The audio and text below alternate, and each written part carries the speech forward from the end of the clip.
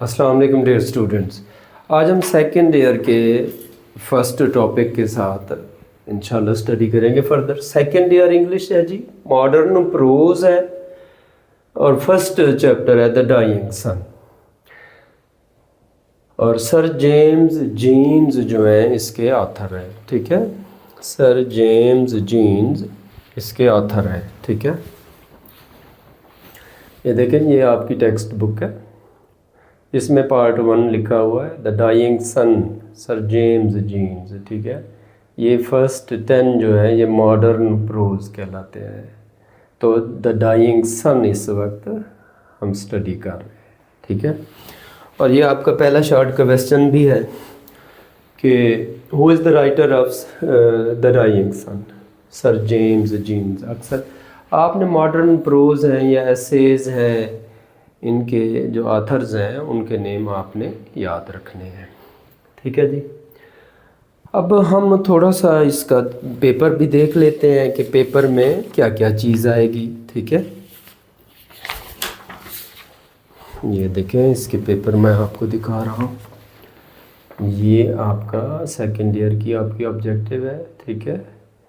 ये होगा question number 1। इसमें जो फर्स्ट 3 ऑप्शंस होंगे, ये आप देख रहे हैं, एक सेंटेंस है, एक वर्ड अंडरलाइन है, ठीक है, एक वर्ड अंडरलाइन है। तो इस तरह से आपकी जो टेक्स्ट बुक है उसमें से ये सेंटेंसेस लिए जाएंगे। तो 4 ऑप्शंस होंगे और ये 3 मार्क्स के होंगे जी आपके मॉडर्न प्रोज में से, फिर 3 मार्क्स के होंगे हीरोज़ में से, और फिर 4 मार्क्स के होंगे गुड बाय मिस्टर चिप्स में से। फिर ये आपके 5 प्रेपोजिशन के ऑप्शन होंगे और फिर ये 5 ऑप्शन होंगे करेक्शन के। उसके बाद ये आपका सब्जेक्टिव पेपर है, ठीक है। इसमें पहला क्वेश्चन है क्वेश्चन नंबर 2, ठीक है। तो इसमें 9 सवाल होंगे, ठीक है, 9 सवाल होंगे टोटल। आपने 6 सवालों के जवाब देने हैं, ठीक है, 12 नंबर के। तो ये मॉडर्न प्रोज में से आपके 12 नंबर के शॉर्ट क्वेश्चंस होंगे और 3 नंबर के सिनोनिम्स होंगे जी। तो आपने ये देख लिया। अब हम इसके सिनोनिम्स पहले देख लेते हैं, ठीक है। ये देखें, ये सिनोनिम मोस्ट इम्पॉर्टेंट जो सिनोनिम्स है 13 है। देखें, पहला वॉयज है, वॉयज जर्नी, सफ़र को कहते हैं, जर्नी है, ट्रैवल है। फिर इंटायरली है, फुली है, कम्प्लीटली है, होली है। फिर हम्बल है, लो, सिंपल, इन्फीरियर, मामूली। फ्राइटनिंग, खौफनाक, डरा देने वाला। हॉरिफाइंग है, अलार्मिंग है, ड्रेडफुल है, फेयरफुल है, हॉरिबल है, टेरिफाइंग है। फिर स्कैटर्ड है, स्प्रेड है, डिस्पर्स्ड है, थ्रोन है, वेंडरिंग है। Milky Way, collection of stars या group of stars. Belts, zones, strips, areas. Wandering, moving, rolling, strolling. seldom, not often, sometime, rarely, hardly, never. Immense, huge, big, vast. Stream, flow, current. Gave birth, पैदा किया, produced, breed, created. और last है जी organisms, creatures, small things, living things, bodies, beings, living beings, ठीक है जी। तो ये इसके most important synonym है।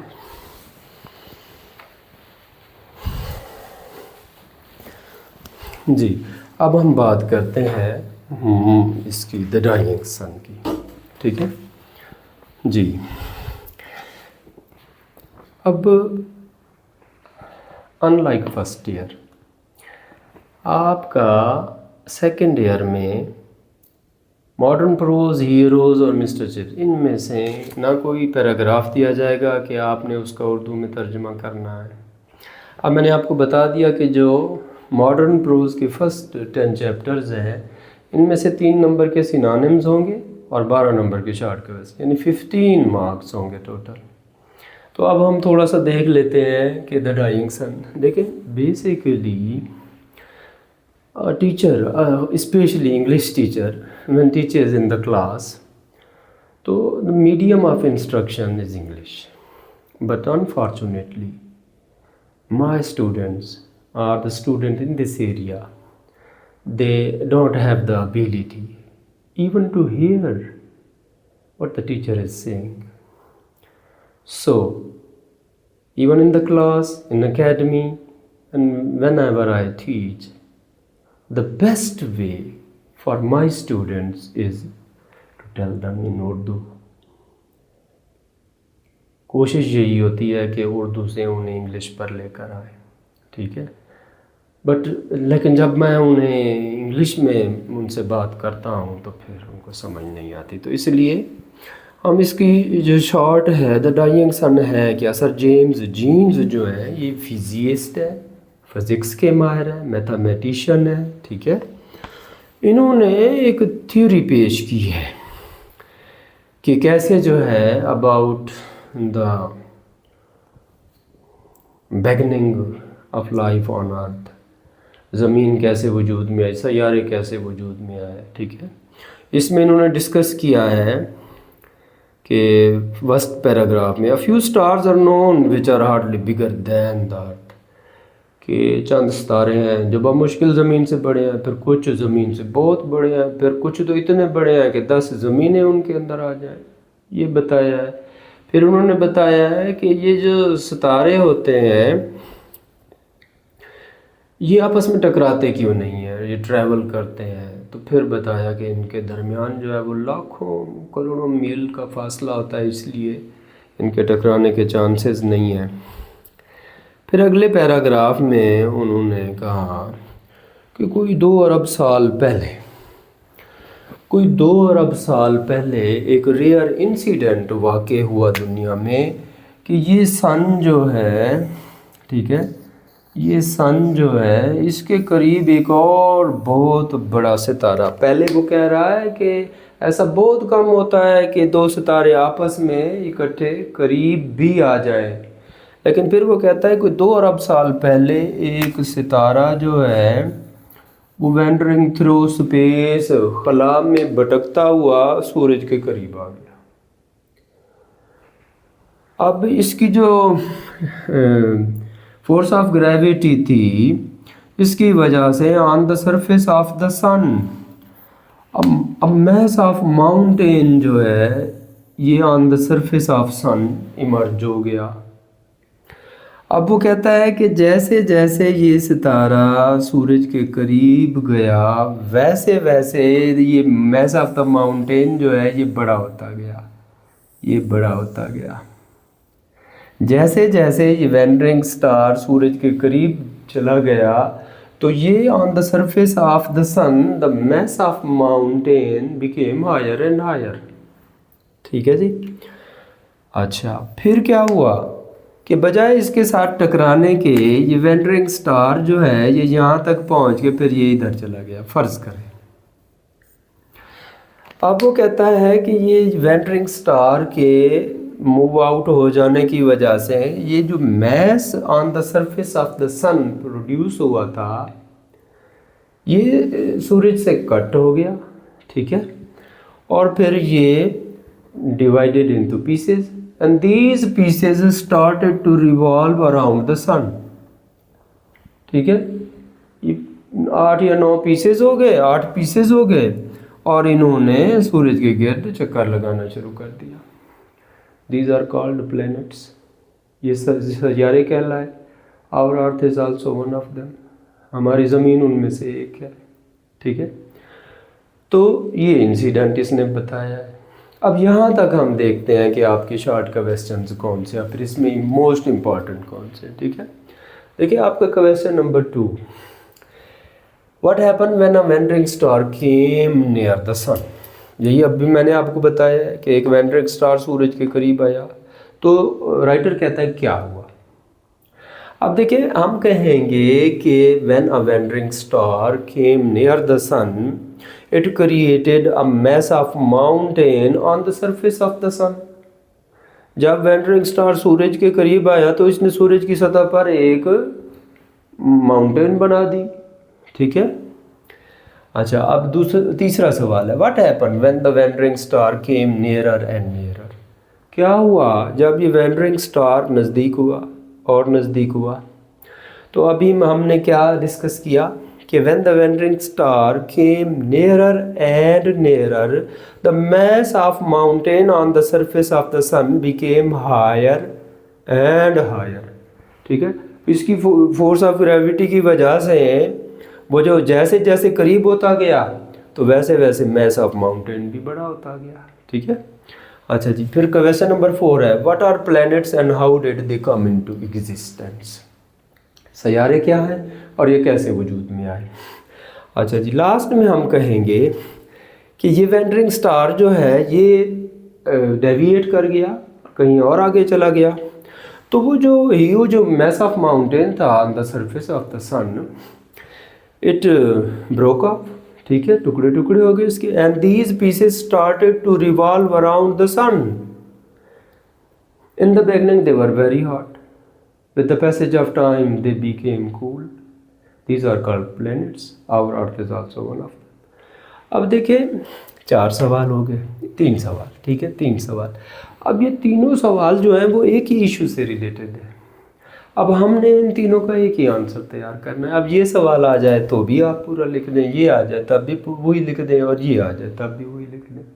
ठीक है, तो आप स्टार्ट करेंगे कि when according to author a wandering star came near the sun it created a huge mass of mountain on the surface of the sun. When the wandering star came nearer and nearer, the mass of mountain became higher and higher. फिर what are planets and how did they come into existence? फिर आप कहेंगे the wandering star wandered away and the huge mass of mountain on the surface of the sun tore away and its pieces started to revolve around the sun. These are called planets. Our Earth is also one of them. तो चाहे ये सवाल आ जाए, क्योंकि आपने तो you will have to give the answer of your short question in 3 to 5 lines. तो अगर आप इतना लिखेंगे कि when a wandering star came near the sun it created a huge mass of mountain on the surface of the sun, तो ये sufficient नहीं होगा। तो आप इन तीनों को कंबाइन करते हैं। ठीक है, एक ही आंसर इनका दे दें। अच्छा, फिर एक एडिशनल क्वेश्चन है जो बहुत इंपॉर्टेंट। ठीक है, वो मैंने लिखा additional question, what is the difference between the stars and the planets. जो सितारे और सैयारे हैं इनके दरमियान फ़र्क क्या है। तो बताएं कि the stars are big burning balls of fire, ये आग के गोले हैं। ठीक है, फिर ये बॉल्स ऑफ फायर्स हैं। प्लैनेट्स जो हैं इसको हम फिर अलग से डिस्कस कर लेते हैं। ठीक है, कि आपने इसका डिफरेंस कैसे बता जी। तो देखिए जी, what is the difference between the stars and planets. तो हमने 2 हिस्सों में डिवाइड कर लिया है, स्टार्स और प्लैनेट्स। तो स्टार्स में हम कहेंगे these are burning balls of fires, ये आग के गोले हैं। और प्लैनेट दीज आर कोल्ड, ये ठंडे हैं। स्टार्स का कहेंगे they do not revolve around anything, ये किसी चीज़ के गिर्द नहीं घूमते। और प्लैनेट्स का कहेंगे they revolve around the sun, ये सूरज के गिर्द घूमते हैं। They are part of nothing, stars जो हैं ये किसी चीज़ का हिस्सा नहीं थे। और प्लैनेट्स जो हैं दे वर पार्ट ऑफ सन, सूरज का हिस्सा थे। सन भी तो एक स्टार है ना। Life is not possible on them, ज़िंदगी जो है स्टार्स पर मुमकिन नहीं है, और life is possible on them, ज़िंदगी यहाँ पर मुमकिन है। और हम यूँ भी कह सकते हैं हाँ ये रिवॉल्व की होगी। तो ये इसी तरह से, बिल्कुल इसी तरह से आपने इसका आंसर लिख देना है। ठीक है जी। अच्छा जी, ये बात करता है। उसके बाद एक बहुत इंपॉर्टेंट क्वेश्चन है, why is there no life on the stars, कि सितारों पर ज़िंदगी क्यों नहीं है। Life is not possible on the stars because they are big burning balls of fire, आग के गोले हैं, वहाँ लाइफ कैसे पॉसिबल हो सकती है। ठीक है जी। अच्छा, उसके बाद इसमें बताया गया है कि why is universe so frightening to us, कायनात हमारे लिए इतनी खौफनाक क्यों है। तो life is frightening because of its immense distances, बड़े लंबे फासले हैं। इमेजिन करें, अगर घर जिसमें हम रहते हैं उसके नज़दीक तरीन हमारा हमसाया 1000 किलोमीटर के फासले पर रहता, चारों तरफ से हज़ार हज़ार किलोमीटर के फासले पे हमारे हमसाए होते, तो हमारी फीलिंग्स क्या होती। तो कायनात इसीलिए हमें खौफनाक महसूस होती है कि हमारे जैसी और लाइफ कहीं और एग्जिस्ट ही नहीं करती। हमारा कोई हमसाया, मतलब कोई प्लेनेट जो है ऐसा जहाँ ज़िंदगी हो, और लंबे फासले हैं, ठीक है, लंबे फासले हैं। अगर हम मरकरी अतारुद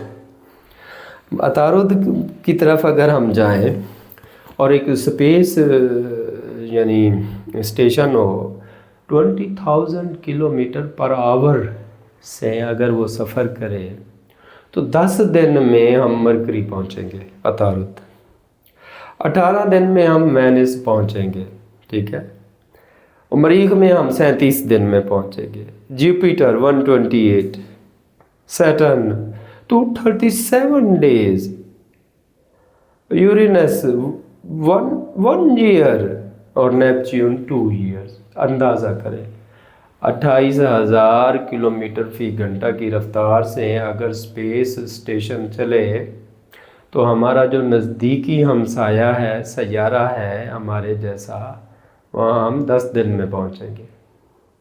तो ये जो ह्यूज डिस्टेंसेस हैं ये हमें डराते हैं, हमारे अंदर खौफ पैदा करते हैं, ठीक है। स्ट्रेचेस ऑफ टाइम बहुत लंबे हैं, वक्त का कोई हिसाब नहीं है, ठीक है। और एक्सट्रीम लोनलीनेस की वजह से कि हम तन्हा हैं, यानी हमारी सैयारे पर मौजूद जैसी ज़िंदगी है और ऐसी ज़िंदगी और कहीं पर नहीं है, ठीक है, ऐसी कोई और अलामत नहीं है। तो इन वजूहात की बिना पे ज़िंदगी हमें खौफनाक लगती है, कायनात। अच्छा जी, उसके बाद ये है कि अगला क्वेश्चन जो है, बस जी, इसके बाद ये कहा गया है कि वो कौन सी ऐसी चीज़ है जो कि लाइफ की existence which is very important for the existence of life. तो ये इनमें सबसे मोस्ट इम्पॉर्टेंट जो है वो टेम्परेचर है, ठीक है। ऐसा टेम्परेचर है जिसमें सब्सटेंसेस जो है can exist in liquid state, ठीक है जी। अगली बात ये बताई गई है कि फ़र्ज़ करें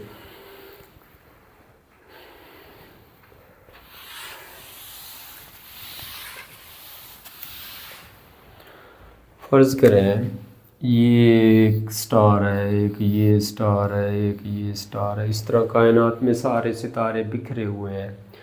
तो अब राइटर ये कहता है कि within these stars there is fire, ये आग के गोले हैं, ये स्टार्स आग के गोले हैं, ठीक है। अब इनके अंदर तो लाइफ पॉसिबल नहीं है। अच्छा, फिर ये जो स्पेस है, ये स्पेस बिटवीन द स्टार्स जो है, इट इज़ वेरी कोल्ड, ये इतनी सर्द है कि लाइफ जो है वो फ्रीज हो जाएगी, बाहर फ्रीज हो जाएगी, अंदर जल जाएगी। अब यहाँ वो ये कह रहा है कि हाँ, एक ऐसी बेल्ट है, एक ऐसी पट्टी है, ठीक है, इन स्टार्स के दरमियान, यहाँ आग है, यहाँ बर्फ़ है, फ़र्ज़ करें ठंड है बहुत, दरमियान में एक जगह ऐसी है कि जहाँ दर्जा हरारत जो है वो ठीक है। ये जो बेल्ट्स हैं, इन बेल्ट्स की बात राइटर ने की है, वो कहता है यहाँ पे लाइफ पॉसिबल है, लेकिन वो कहता है अगर हर स्टार के गिर्द मौजूद ऐसी बेल्ट्स को इकट्ठा किया जाए तब भी वो इतनी नहीं है कि वहाँ पर लाइफ जो है वो एग्जिस्ट कर सके। अच्छा, इसमें एक और बहुत इम्पोर्टेंट पॉइंट है कि राइटर ने हमें हमारी औकात भी याद दिलाई है। वो कहता है कि स्टैंडिंग ऑन आवर, वो कहता है कि हमारी ज़मीन क्या है, हमारी जो होल अर्थ है, पूरा सैयारा जो है ये क्या है। इसको कंपेयर किया है उसने कहा है कि फ़र्ज़ करें दुनिया के जितने भी समंदर हैं इनके किनारों पर जो रेत के ज़रात हैं, उन ज़रात में से एक ज़रा जो है वो हमारी ज़मीन है। इसका ये कायनात क्या है, ये दुनिया के तमाम समंदरों के साहिल पर मौजूद रेत के जो ज़रात है ये कायनात है। और उन ज़रात में से एक ज़रा जो है वो ज़मीन है। अब आप इमेजिन करें कि अगर दुनिया के समंदरों का रकबा कैलकुलेट किया जाए तो 3,77,000 किलोमीटर है एक साइड का। दोनों का अगर करें तो 7 लाख किलोमीटर। 7 लाख किलोमीटर पर इमेजिन करें रेत के कितने ज़रे होंगे, और उन ज़रों में से एक ज़रा जो है वो हमारी ज़मीन है। अब राइटर कहता है कि अपने ऐसे छोटे से ज़र्रे पर खड़े होकर हम ये अंदाज़ा लगाने की कोशिश करते हैं कि कायनात क्या है, वो कौन हो तुम, अपनी औकात देखिए, अपनी हैसियत देखिए। Standing on our shore sand, grain of sand, we are trying to know about the nature of the universe, कि कायनात क्या है। वो कायनात बहुत बड़ी है। ठीक है जी, ये शॉर्ट क्वेश्चंस हैं इसके इम्पोर्टेंट। ठीक है, कोई भी गाइड बुक जब आपने तैयार किए होंगे सवाल वहीं से तैयार करें। मैंने मेन आपको चीज़ें समझा दी हैं। ठीक है, इसके सिनोनिम्स भी बता दिए हैं। तो इंशाल्लाह फिर अगले चैप्टर में मिलेंगे।